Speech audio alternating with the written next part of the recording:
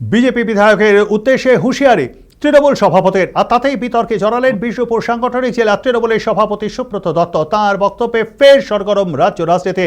বাঁকুড়ার ওন্দায় তৃণমূলের একটি সভা ছিল, মূলত সেখান থেকেই ওন্দার বিজেপির বিধায়ক অমরনাথ শাখার বিরুদ্ধে কড়া মন্তব্য করেন তিনি। অপরদিকে সেই মন্তব্যের পাল্টা প্রতিক্রিয়া দেন বিজেপির বিধায়ক। এই বিতর্কের পটভূমিতে রয়েছে ওন্দার নন্দনপুরের সাম্প্রতিক অগ্নিসংযোগের ঘটনা।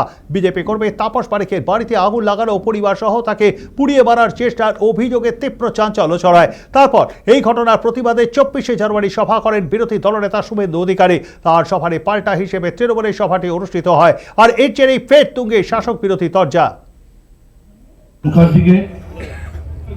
সভা থেকে অমর শাখার গালে থাপ্পড় মেরে আমরা প্রমাণ করব যে ঘটনা সম্পর্কে মানুষকে অবগত করা হচ্ছে সর্বভাবে আমরা মিথ্যা বলে মনে করছি। আমাদের কাছে যে তথ্য আছে সে তথ্য অনুযায়ী সাধারণ একটা আগুন লাগার ঘটনা।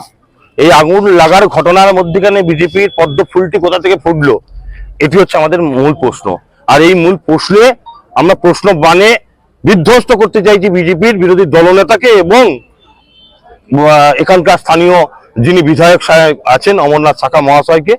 ঘটনা পুলিশকে নিরপেক্ষ তদন্ত করতে বলছি। তাপস বারিকের পরিবারের উপর যদি এই ধরনের ঘটনা পরিকল্পিত হয়, দোষীদের শাস্তি দাবি করছি। যে আগুন লাগিয়েছে তৃণমূল, আবার কেউ কেউ নাকি বিবৃতি দিচ্ছিলেন যে তৃণমূলই নিমাতে গেছে।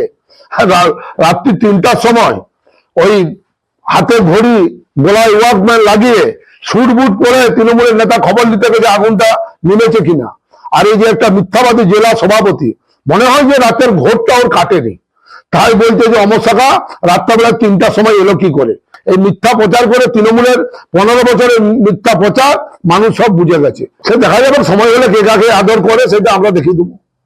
আমরাও কম যাইনি, আমরা অনেক দেখলাম। 34 বছরে বাম ফ্রন্ট দেখলাম, আর তৃণমূল তো ছাগলের 3 নম্বর বাচ্চা। ওদের জন্য ভেবে সময় ব্যয় করে কোনো লাভ নেই।